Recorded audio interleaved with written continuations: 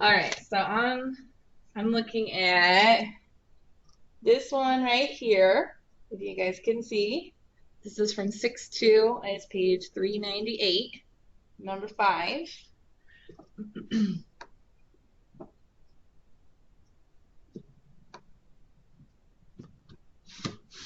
Well, let me get that adjusted real quick too.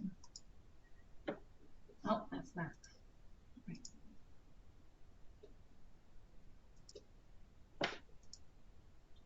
Yeah, they are definitely messing with my stuff here. Told you, it got corona. There. How's that? You guys see that better now?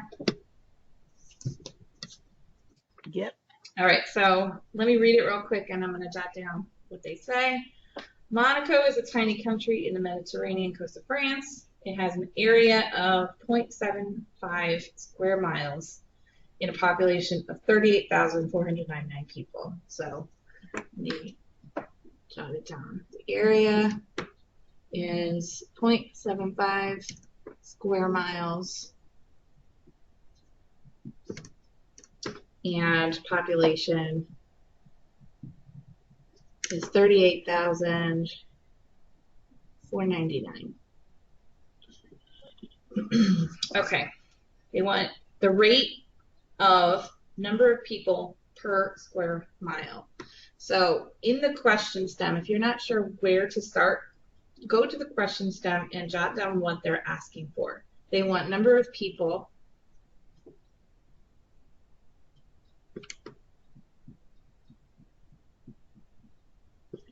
per means divide square mile. Okay, that's what they're asking for. So we're going to take the population, that's the number of people,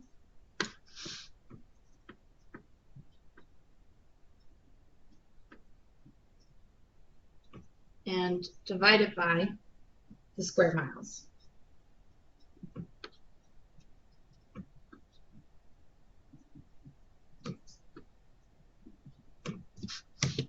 Does that make sense so far? Perfect sense. Okay. So then from here, I'm just going to plug it in. So it's going to be 38,499 divided by 0.75. And I got 51,332. What that means is that's how many people there are instead of the 0.75. That's how many people there would be in 1 square mile. So it's per square mile. When you divide population by area, it doesn't matter how the area is. It could be square miles, square foot, it could be acres, it could be anything. When you divide population by area, that's what population density is. So I think they tried to explain that later on. Yeah, that's all the rest of it says. It just explains what population density is. It's just when you take a population and divide it by the area. So that's done. That made perfect sense. Thank you so much. And now that I'm looking at like the other problems, it's gonna be it's gonna be easy. Okay. Yeah, they'll tell you. I got a question. Yep. Aaron. Leave him alone, Brittany. He's allowed to ask questions. Yes, sir. I'm listening. Oh, never mind. You don't got to put the decimal in there. I thought it would be like 513 people per square mile. I think I put the decimal over 2 places like the 75, but Okay. that ain't right. No, you don't want to do that because that would not give you enough people. 513 people. Okay. Keep it exactly the way they give it to you in the problem. You don't need to do anything. If you were thinking that you needed to move this over, if that's what was in your head, if you do that, you got to do it over here as well, which means you would have to add some zeros. And since you're just going to plug it in and divide it, there's no need to do that. You would only do that if you were trying to reduce it. Not if you're just trying to find the rate, just divide. You don't have to do Okay. that. Okay, so and then going back to some of the other questions, just as a heads up, and we can do more if you like. You guys Yeah, want. can we go to 6 point, like, can we do something out of 6, like 1 out of 6.3 and like 1 out of 6.4? Yeah, yeah. But let me back before we do that. If you look at some of these other problems, if they want the rate in miles per gallon, that's all you have to do. Just divide miles by the gallons. Let's see, miles per hour, hours per mile. If they want hours per mile, divide the hours by the miles. Let's see, this one here, kilometers per hour, divide the kilometers by the hours. So just look for what the question says and divide it in that order for all of the rate ones. Okay, let's go to 6.3. Okay, so I'm on page 406 now. You have one in mind? Anyone? We could just do 9. 9. If everybody else is okay with it. Okay. I think someone asked for 9 actually before. I don't know who it was. I think we did 9 and 49 last week. Okay. Can you do 25 too? Yep, we'll do 9. 9, 25. Anything else?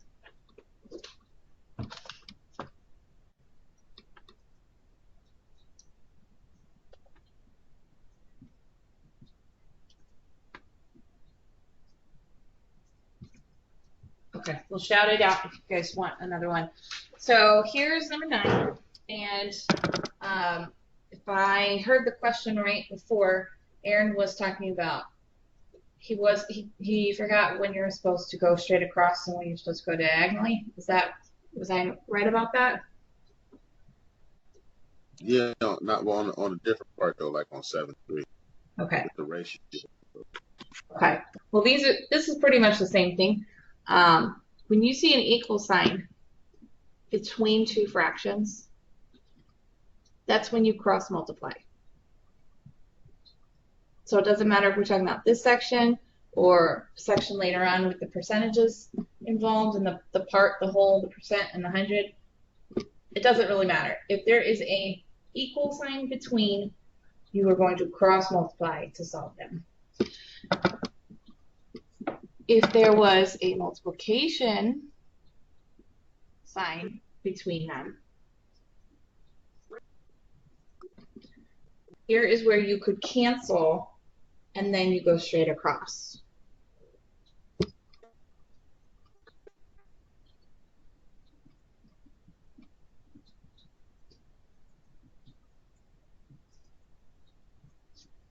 Okay, so that's the difference. Equal signs get cross multiplied. Multiplication signs, you can cross cancel and then you go straight.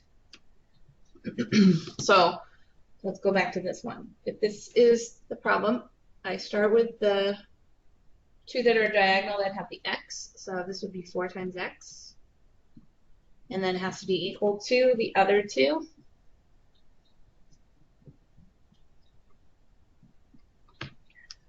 Four times x is just 4x. And 18 times 10 is 180. Okay, so you set it up first. That's this first step. Then you clean it up a little bit. That's this second step. And then you divide by whatever's in front of the x. So divide this side by 4. And divide this side by 4. That way, the 4 divided by 4 here will leave you with 1x, which we just write as x. On the right side, it'll be 180 divided by 4 45. And you're done. Okay? Yes, ma'am. Thank you. You're welcome. So let's get over here. Let's do 25.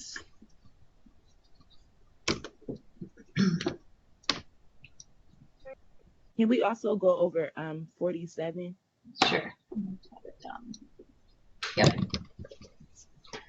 Okay, so where are we? 25 says 12 over 9 equals x over 7. So we're going to multiply those two. It's 9 times x and set it equal to these two. Okay, so I set it up first, then I'm going to clean it up.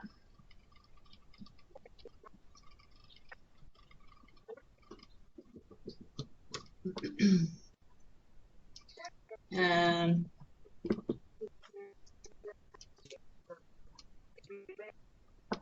I'm going to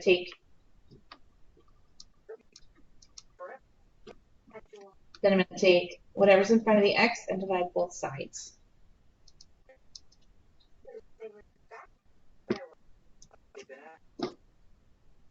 So 9 divided by 9 is just 1, so it's 1x equals, and then 84 divided by 9 gave me a decimal. Like it's repeating.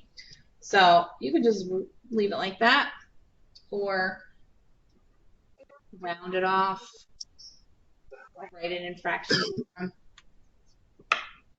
Any of that. Real quick, if you guys have your calculator there, I have a graphing calculator, but I have an app on my phone. I'm Miss Walker. Hi. I have an app on my phone that, let me see if I can get to it real quick, will convert to fraction form. So if you guys have something similar, let me see here. Okay, there we go. I don't know if you guys will be able to see this because it's bright. There we go. All right, so if I take this answer right here, let's say they wanted it as a fraction, and I put in 84 divided by 9. Let's see if that shows up. 84 divided by 9.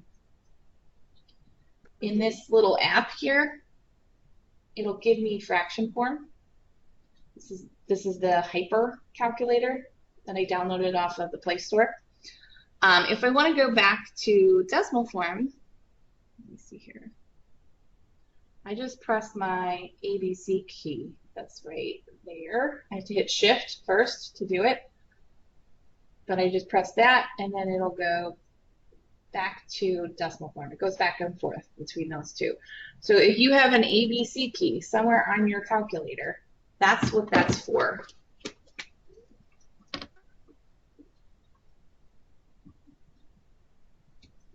You use that button, it'll take you back and forth between decimal form and fraction form.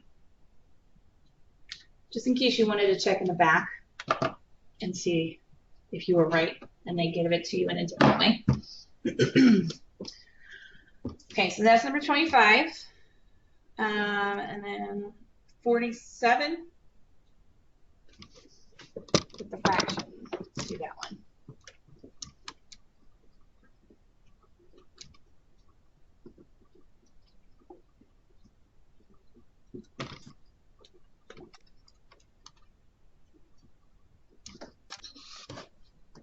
All right, so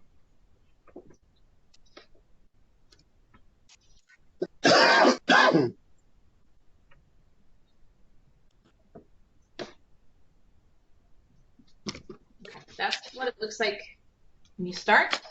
So don't pay too much attention to the fact that there's a fraction here.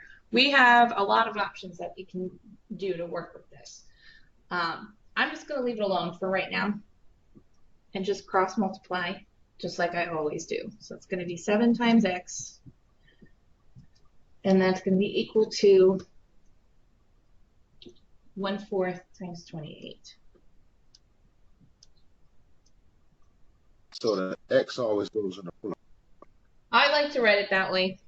That way when I'm all done, my answer will be over on the left. But it really doesn't matter. You can put the x, you can put the other 2 on the other side. Okay, so here is the thing with the fraction. If you know how to convert fractions to decimal, you can work with decimal form. And this would just be 0.25. Divide 1 divided by 4, and that'll give you that. You could plug that in instead. Or if you would rather just work with the fraction form, and in some cases you'll have to, because this would repeat, like in our answer before. If you have to work with fraction form, just put this over 1 and see what you can do to simplify. So 7 times x is 7x. And then here, since I'm multiplying, this is what we talked about just a minute ago. Since I'm multiplying, I can cross cancel these. They're both divisible by 4. So this would be a 1. And this would become a 7. And then I can just go straight across with this. So 1 times 7 is 7. 1 times 1 is just 1. So it's just 7. 7 over 1 is just 7. Did everybody follow that? Before I keep going? Mm-hmm. Okay. Yes, ma'am. Okay, good. So then if that's what I've got, then I'm going to just divide both sides by whatever's in front of the x. Divide this by 7, divide this by 7.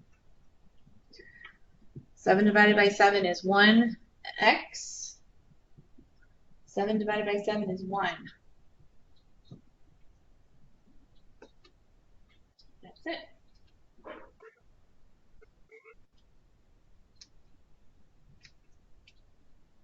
Thank you. No problem. All right. Is that it for 6-3?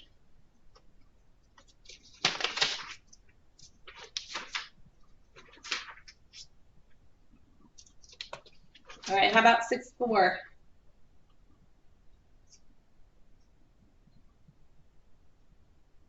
Can we just do one? Number 1? Yeah. Yep.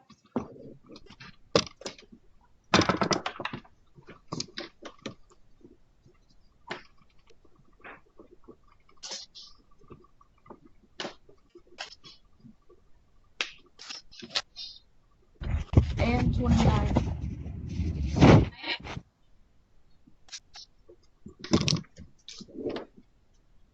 Okay, so this is page 417. These are the word problems, so let me read it real quick here.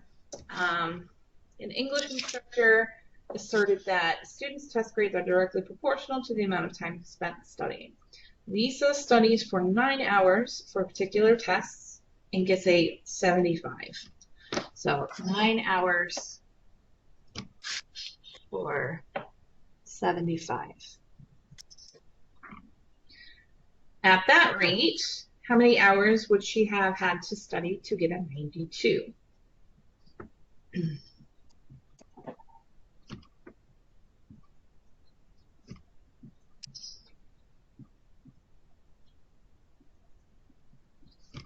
Okay, so jot down the information that they gave you just like I'm doing. There are always going to be, for problems like this, 2 numbers that are together in a set, like here, the 9 hours for 75 score. Then go to the question and figure out what they're asking. From there, we can set up a proportion. And there's 6 different ways to set up every single proportion. You just need to be consistent with whatever you choose to do.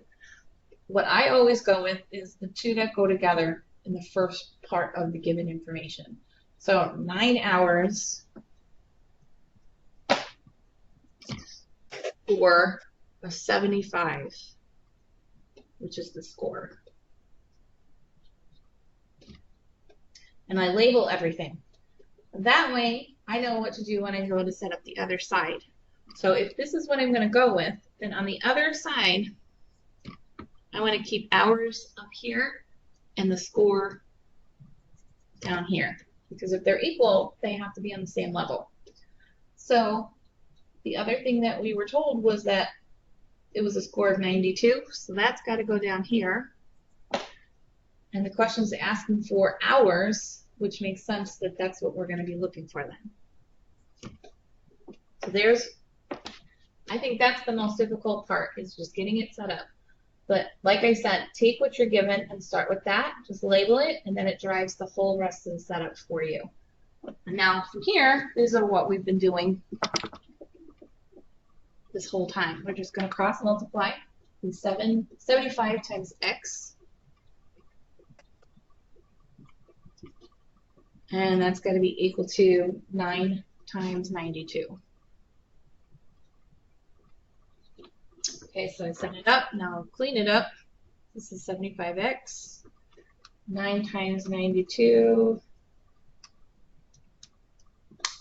gave me 828. And then I'm going to divide by 75.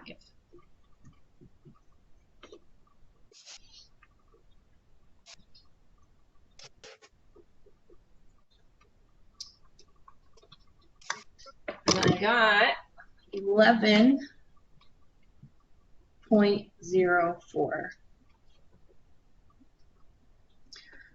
So that's how long she would need to have studied for. If that actually is true. That makes sense. Okay. Thank you. No problem.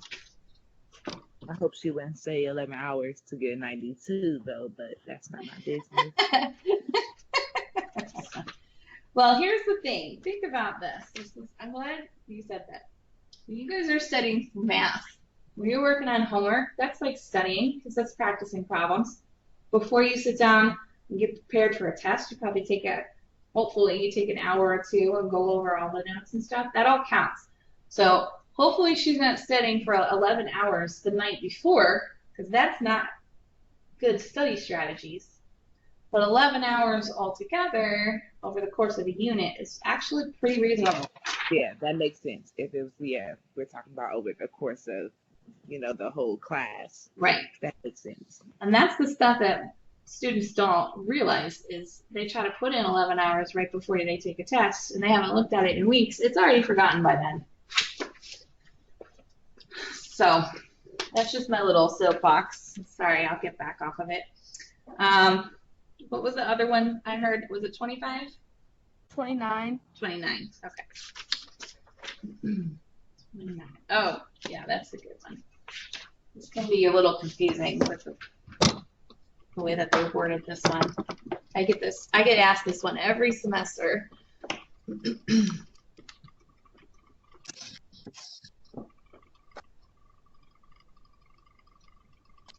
Okay. So if you have not done 29, definitely take note of this, because this is one of the most asked questions from this whole entire section here. This is the one where you have to estimate a population. So let me read it, and then I'm going to try to break it down for you guys. So to determine the number of humpback whales in a population, a marine biologist, using tail markings, identifies 27 individual whales. Several weeks later, 40 whales from the population are sighted at random. Of those 40 sighted, 12 are among the 27 originally identified. Estimate the number of whales in the population. Okay, so when you're estimating a population, this is the general setup, and I'll explain this here more in a minute. This is what biologists actually do to figure out approximately how many animals or of whatever kind are in an area.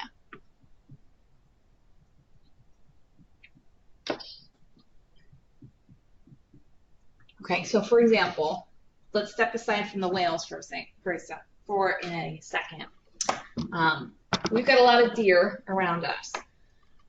If you were trying to estimate how many deer are in a certain area, let's say like your little neighborhood, for example, what they actually do is they'll capture a group in the area and they tag them. And you might see these little things around their necks. They look like big like square boxes that are around their necks.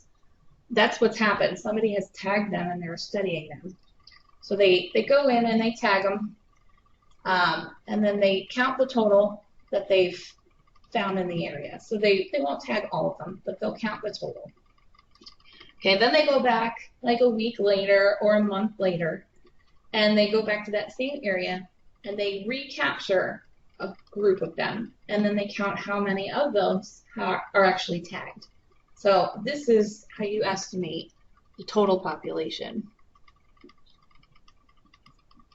Okay, this one over here will always be the thing you're looking for. This is from the total capture, and this is from the tagged capture from the first time. Did it backwards. You can do it either way, but for me it makes more sense to do the first capture and then the second capture. Okay, so when you're setting this up, down here, if you're looking for the total population of the entire neighborhood, the entire set, that one's always going to be your X. Now, I want to try to go back and see what they told me and put this stuff in here. Okay, so it says here, so they identified 27 individual whales. That's the total identified. It's not the capture this time. It's the total identified. Let's see. And then several weeks later, 40 from the population are cited at random. Of the 40 cited, 12 are among the originally identified. So here's what this is going to look like. This is a 12. No. Hold on. 12 are among the original. Okay, so this is the 12 over here. It was 27 out of 40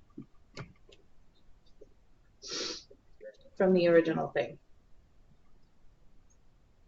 Okay, so there's 27 with tail markings, and then it says 40 from the population, so that's the total population, and then from that, 12 of them have those tail markings.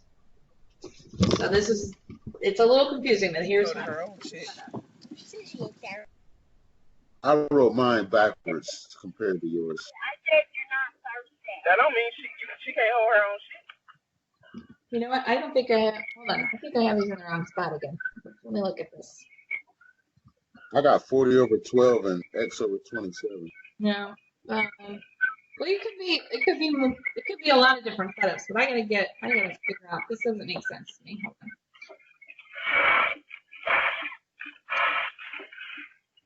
Somebody got their stuff unmuted or something. Actually, I think these go together when I'm reading this again. 12 are among the original 27. So that should be going here. And this one is the second sighting. That's what it should look like.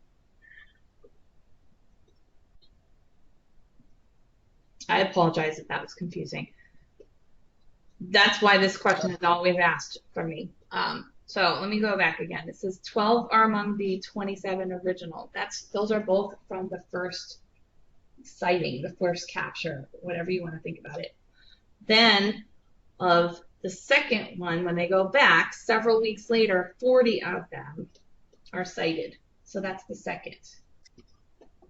Does that make sense? Mine gonna come out the same way as yours. I just got it wrote totally different. It looked crazy compared to the way you wrote yours. Well, that's okay. As long as you have your 12 across from the X. Yeah, I got the 12. I got 40 on top over 12 and X over 27. Okay. And that's fine.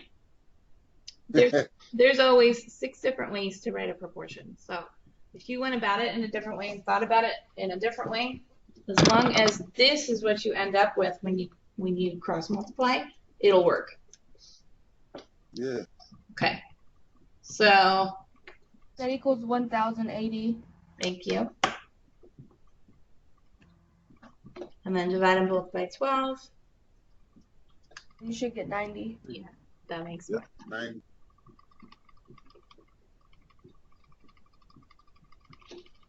There you go. That's one of those problems with information that you gotta disregard some of it and some. Yeah, most questions are like that. For sure. Okay. Anything else from 6-4?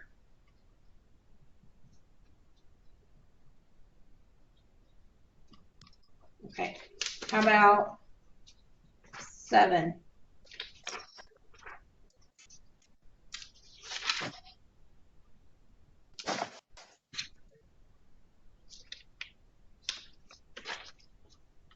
7-1 or 7-2? Anyone? 7-2. 7-2? Okay. Yeah. Right. Which one? Never mind. No, go ahead. I was gonna say 7-1 if we could do like one from the 67 to 75 or the 97 to 109. One of those, the fractions. You said that. Yeah. Hold on.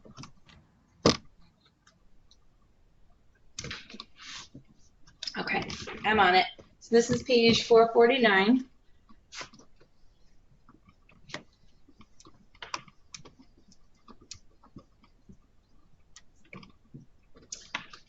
And some of these numbers in that one was crazy. Like what? Like she said, like 109 is 25,037 over 100,000. You gotta reduce it and stuff. Okay. Well, Yeah. I'm looking right now. I'm looking between 67 and 79. Can we do 27 too? 20. Sorry. Yeah. Okay. Let's see. Yeah, I'll do that too. I'll do that here in a minute. I'm just jotting them down. From 67 to 79, was there anyone in particular that you wanted to do?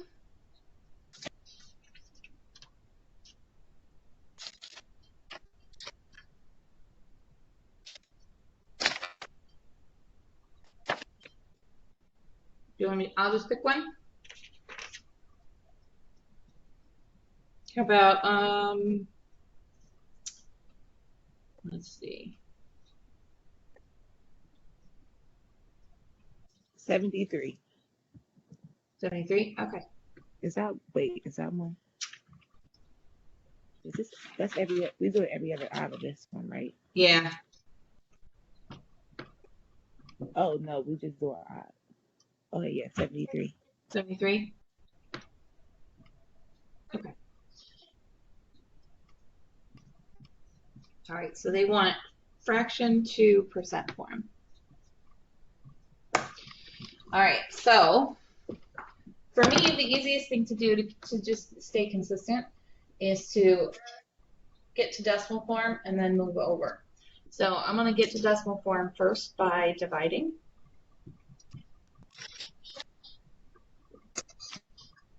So it's just 4 divided by 5 is 0.8.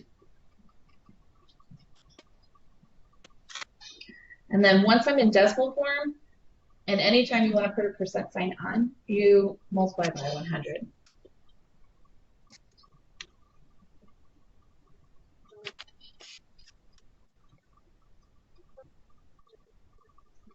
Okay, so any of the fractions, divide them first, get your decimal, then multiply by 100. And some of them are going to repeat, and just put the bar over if they do. Because it doesn't say to round or anything like that. Okay. Let me go back. Let me look at 27.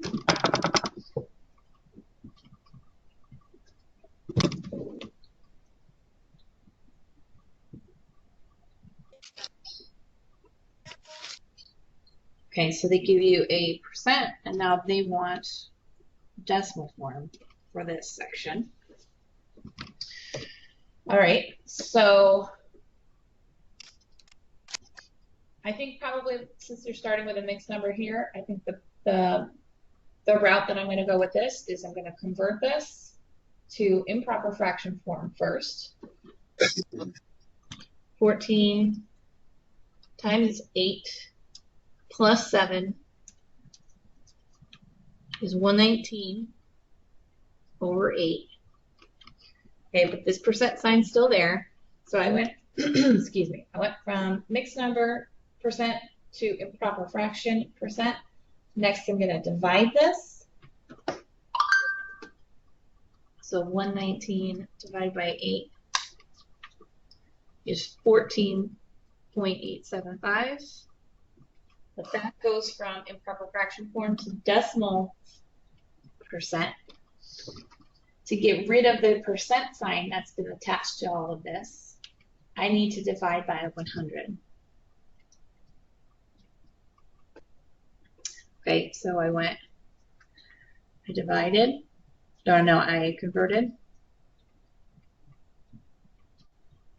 Got to move over 2 places to get rid of the decimal sign. I divided, right.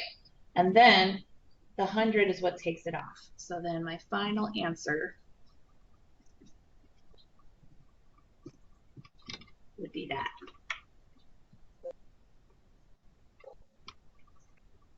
Thank you. No problem.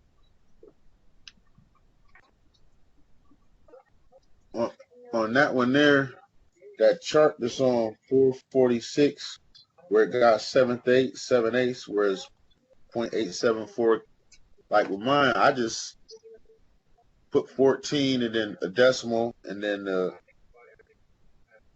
875 and then just moved it over 2. You can do it that way too. Yeah, yep, absolutely. You're basically skipping this converting step.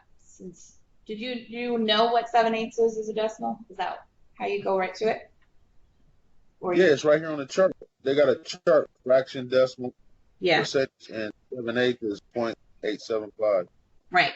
The 7/8 is considered like a benchmark fraction that people are supposed to know, like 1/2 and 1/4. Eighths are another one that people are supposed to know, but a lot of people don't. But if you know it, you can go right to it and then just move it over. This is the most important part, though, making sure you don't stop right here. Some people stop right here and think that they have a decimal because they see one in the answer. You do not get rid of your percent sign at this point, not until you divide by 100. Okay. There was more, right? Number 41. 41? Sure. Okay. Let me go back up here.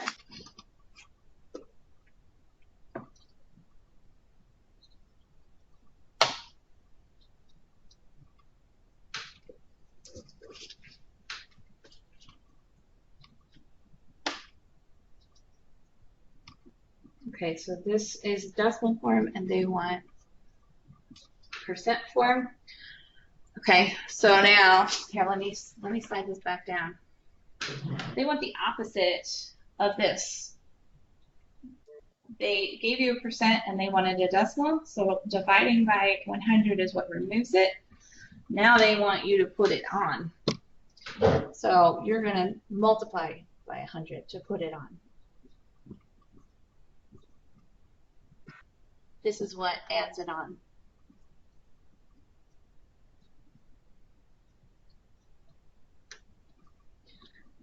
And really what that does is it just moves your decimal over 2 times in the opposite direction, to the right.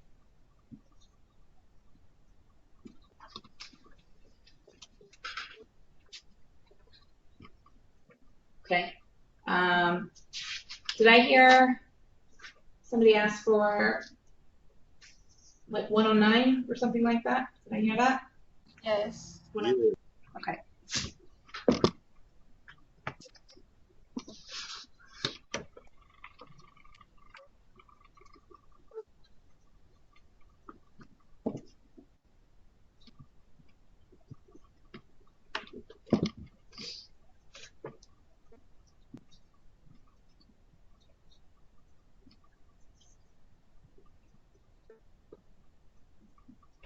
Okay, so they're giving you a mixed number percent, and they want a fraction. So in other words, we have to get rid of that percent sign because we already have a fraction here, but we got to get rid of that. So I'm gonna start by converting this to improper fraction form. So it's going to be 25 times 8 plus 3, which is 203, over 8. I still have this on. And now I just erased it, but to get this off, what are we supposed to do to take a percent sign off? Move it 2 to the left. What operation is that really doing now when it moves to the left? Dividing it. Yeah, you're going to divide it by 100 to remove this.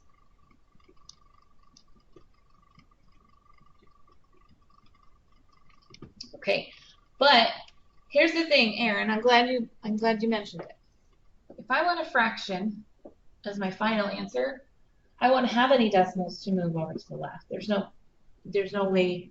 Well, there's no point in doing that. So what I'm going to do instead is just take this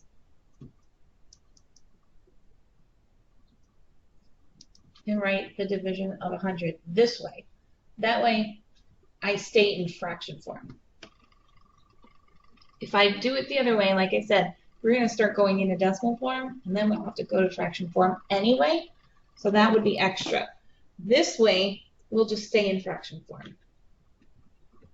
Okay, and now you got to remember how to divide fractions. This is when you Flip it. Yep.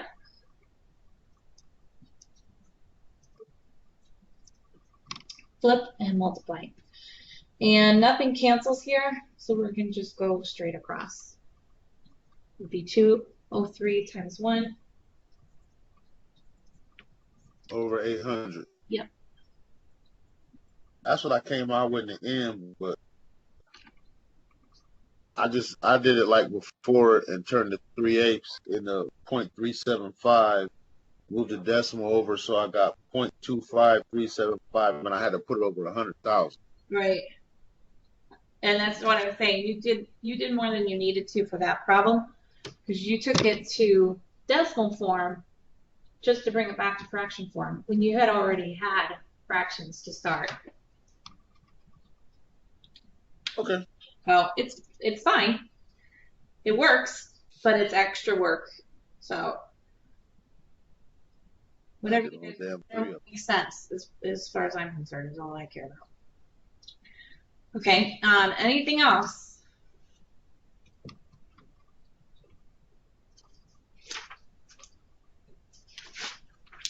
Okay. How about 72? Number 15. Can you do 99? Oh, hold on. 15 and what? Oh, I was just saying from 7 to number 15. Okay, let's start with that one.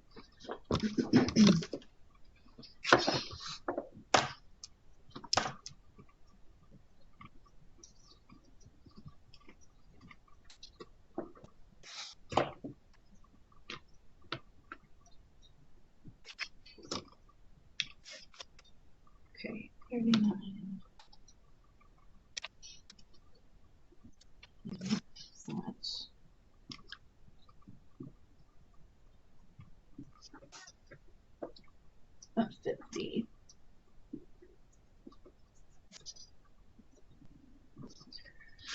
Okay, here's 15 from 7-2. These are the percent problems. And based on what I remember you guys telling me last time, we preferred this method, most of you.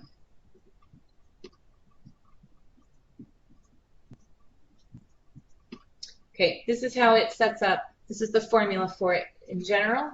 And you just got to identify the parts that you've got, put them into their spots, and then cross multiply.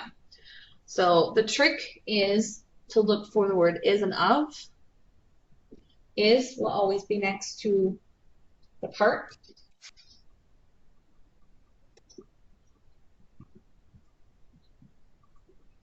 And the of will always be next to the whole thing.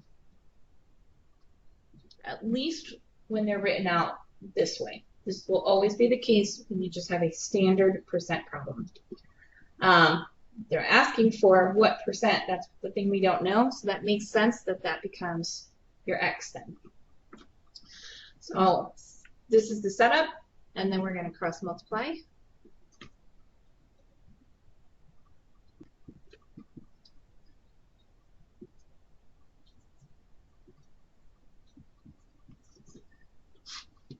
I'm going to clean it up a little bit. This is 50x. And this Yeah. Okay. Now I see. What was that? I see why I was getting twisted up on this, because I was trying to divide 50 by 3900 when you're supposed to always divide by what's in front of the X. That's where I was getting. Gotcha. That's why I to take the time to write it out right here, because then it's clear. Okay, let's see. Always divide by what's in front of the X. Yep. That's 78. That was my answer. And that, since I was in the percent spot. 78%. Yeah. Okay. Any more from this section? I get it now. Okay. Anyone?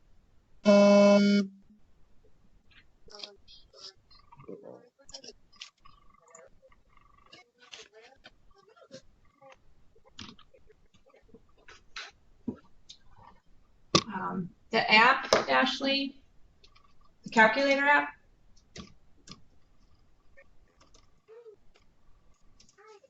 Yeah, what's that called? It's called Hyper. And then I actually have two on here.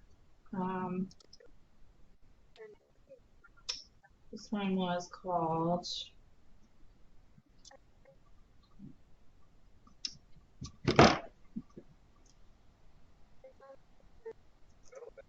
another one. I'll show you that. That one looks a lot like the actual TI 30X.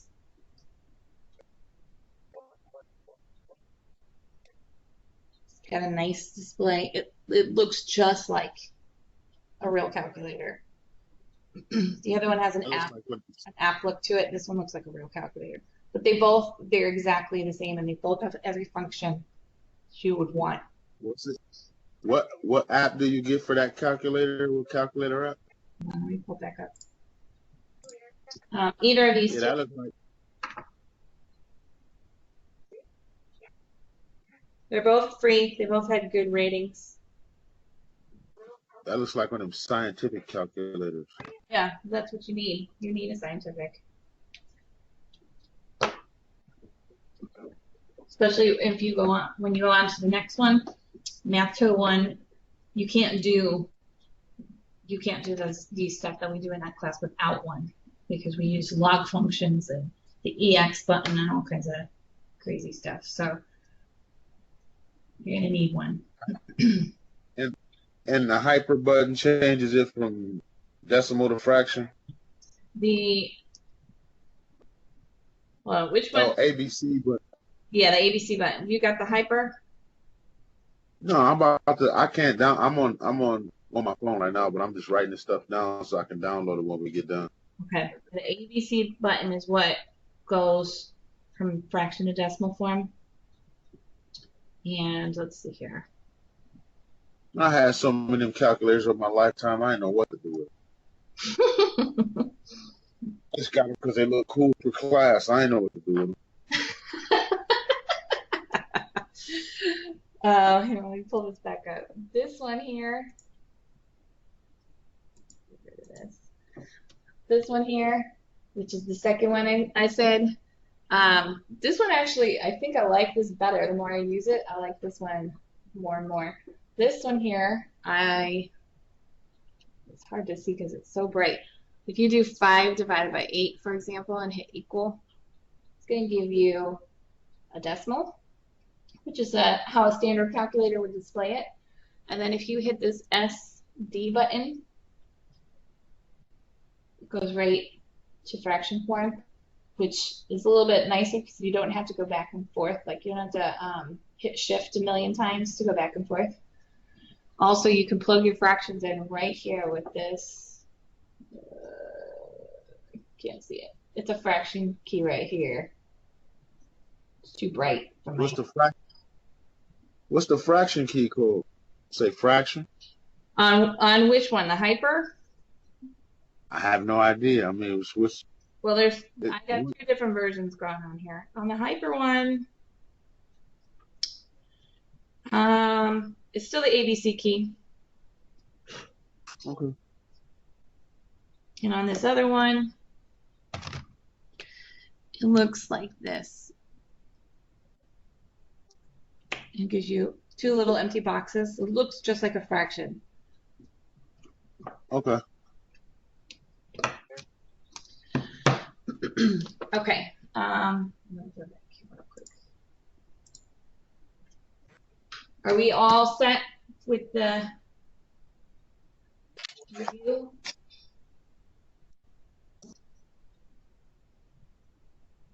Yeah, I was getting confused on 7-2 because I was doing it wrong. I was and like on 19, I was trying to divide 150x by 300 when you always divide by what's in front of the x, which makes all of this so much easier. So Okay. I finished that, turn that empty today. Okay, not a problem. All right. Well, if we're all set, then what I'd like to do is see if we can wrap the rest of this up.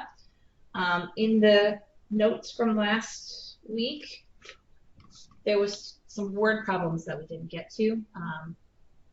So I'm just going to go through as many of them as I can right now. We probably won't get through all of them, and that's fine. But the more practice we get, the better. By the way, when you go into content and go to week 6, here's your quiz. It is ready. You have to take it between now and Thursday. So again, you can take it right after our class is done today if you like, or you can do it tonight or tomorrow, but make sure you get it done before Thursday's class. Thursday, we're going to start reviewing for your exam. But today, I just want to wrap up the rest of the problems from last week.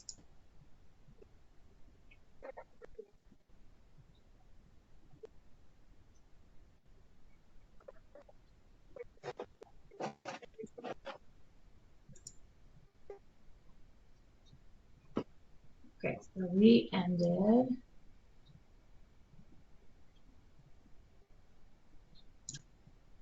with that. Okay, so here, this is where we are. And again, I just want to try to get through as many of these as we can so you get the practice. So here we go. Use the percent proportion or the percent formula, whichever one you've been using, and find the missing number. So the original price of a camera is $150.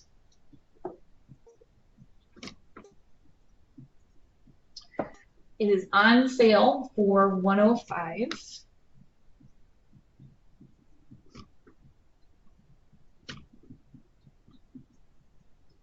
How much money is the discount?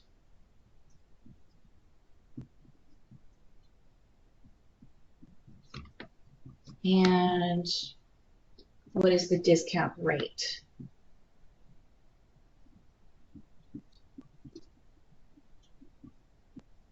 All right, so here we go.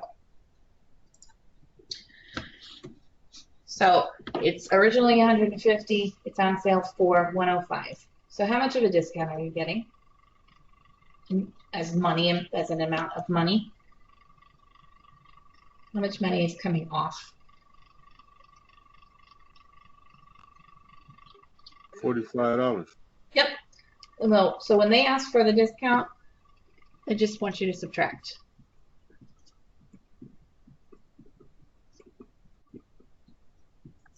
You're getting $45 discounted from the price, $45 off. That's it for part A. For part B now, we're going to do a little bit more work though. This is where we're going to use the percent proportion. Where are you at? I'm in the notes. No, I went too far. I'm all the way to the end of the page. Okay. I am on page 6. Okay. Okay, so anytime they ask for a rate and they give you 2 other things, you can use this percent proportion because you need, if you use a proportion, you need 3 out of the 4. So this one could be the one that's missing. This one's already there. So we just need these other 2, and that'll give us 3 out of the 4. And we can plug it in. Now, here's the other thing. You've got to watch for what they're asking for. If they want the discount rate, that's what's going to go here. The rate is the percent.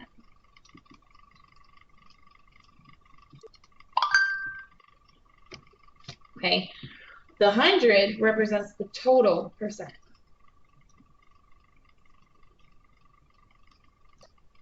Okay, if that's what they want, then over here, this has got to be the discount.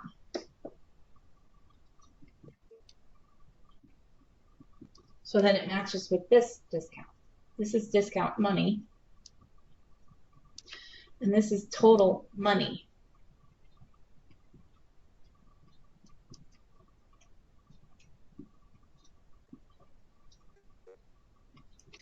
Okay, now let me say that again.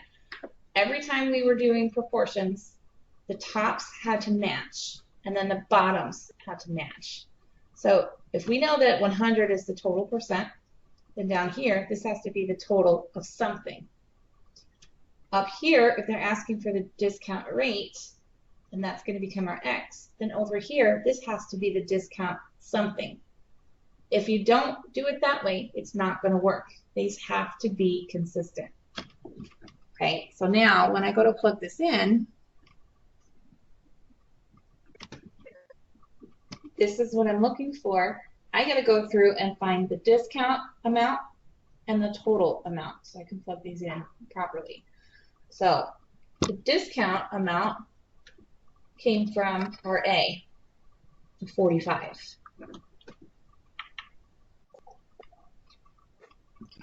And the total is the original price. That's the 150. Let me stop there for a second. What most students do is they plug this in as 105 over 150 because they don't pay attention to all of this labeling that I just explained. If you want a discount rate, you've got to plug in the discount amount. And you've got to do this. So just go slow with these and make sure everything matches up. Label everything.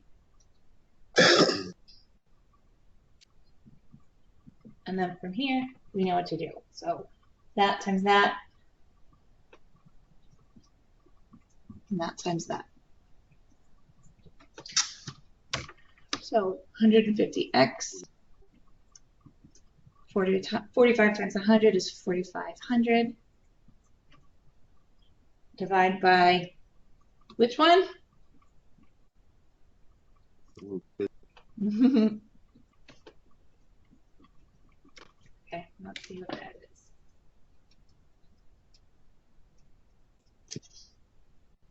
$30.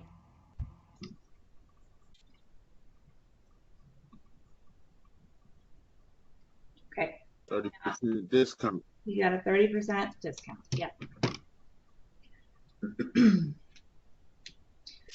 Okay, any questions about that one before I go to the next one?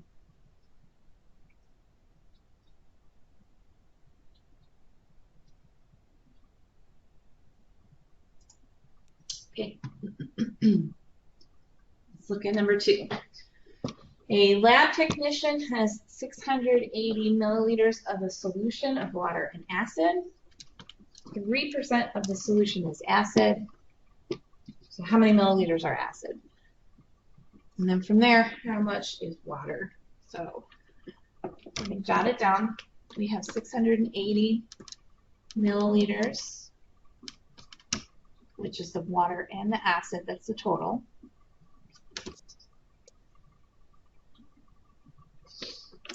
%3 of that is acid alone. And they want to know how many milliliters are acid.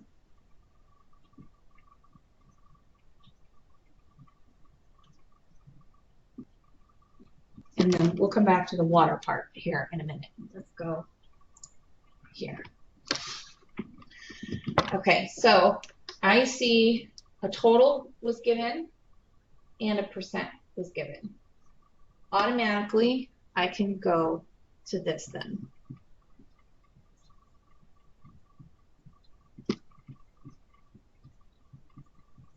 Anything that involves percentages and a total, this can be used. So let's plug in what we've got. The 680 is the total, that's the whole thing. That should go down here then with the total percent. The 3% of acid that they're telling us will go up here.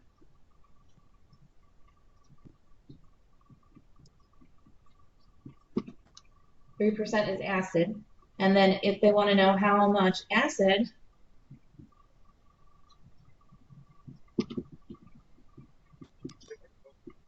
then that will match with what we've got with the 3. So once we solve this,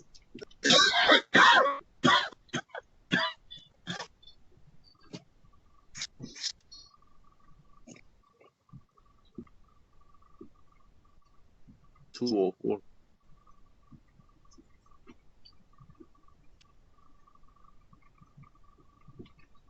hang on, let me get there real quick. 680 times 3 was what? 2,040. Okay. And then we want to divide by 100.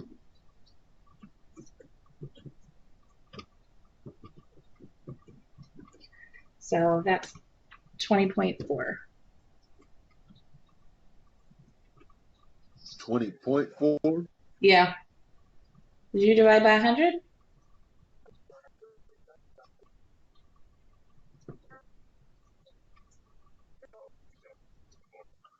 Oh, the percent. You gotta take it off and go over to.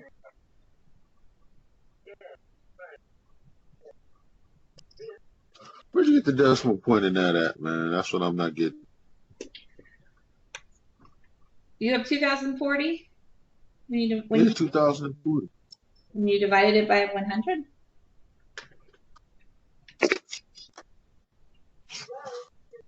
Oh, there is a decimal. I couldn't see the decimal in my calculator. I got new glasses. Oh, okay. Hard to see this.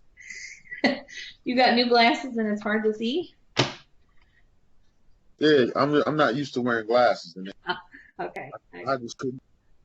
And I couldn't just see the way the calculator is. I couldn't see a decimal in there. I see it. Okay, gotcha. All right. So if this is the amount of acid, let's go back now and try to get part B. If this is how much acid is there,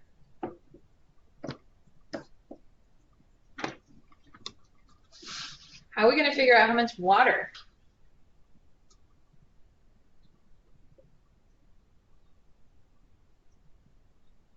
Any ideas? There's two things you can do, actually. Divide 680 by 20.4. You don't need to divide it. You can just subtract it. Just subtract it. Yeah, subtract it. Yeah. So if this is your total, that's the water and the acid, and this is the acid.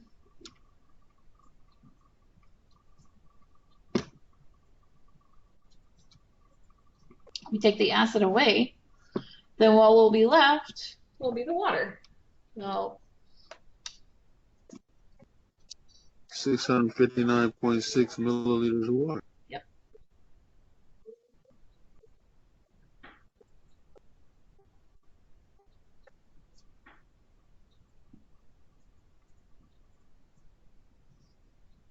That's the easiest way to go about it. And that's what I would have done. The other thing you could have done is if you know that 3% of the solution is acid, then 97% of it must be water. Because those two things have to add up to 100%. So you could have redone this whole proportion using 97 as your percentage instead. That's a lot more work, but it would have worked that way too. Okay, any questions for me? Nope. Good.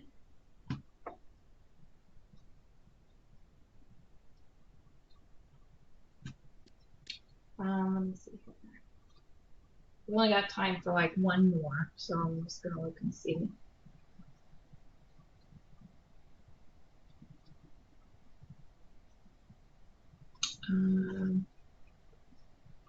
All right, let's go. Let's go on to this real quick so that we don't lose the opportunity. Okay, this is the other section of your homework, the last part that's due from this whole unit, called percent change. And this is just a formula that you're gonna have to just know. So let's talk about how you use it real quick. Yeah, I'm just writing it down.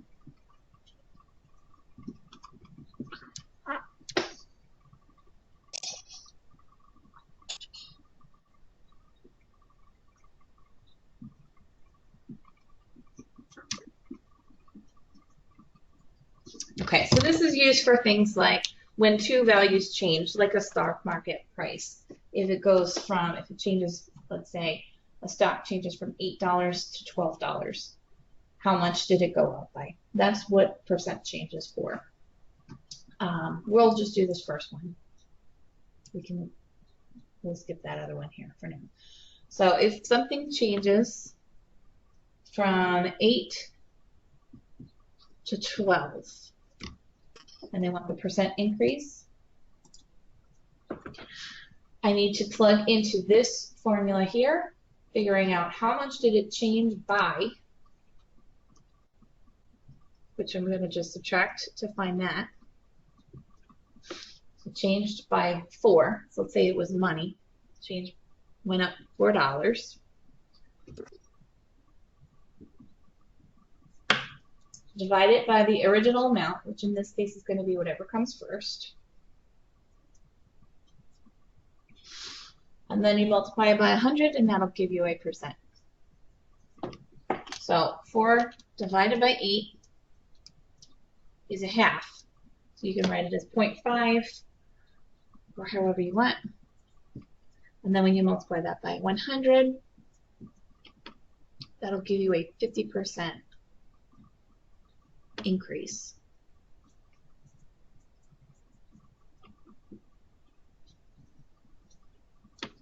Okay, that's it. Make sure you get the change first. How much did it go up or down? Divide it by the original amount, and then just multiply by 100 to get it 2% form. Subtract by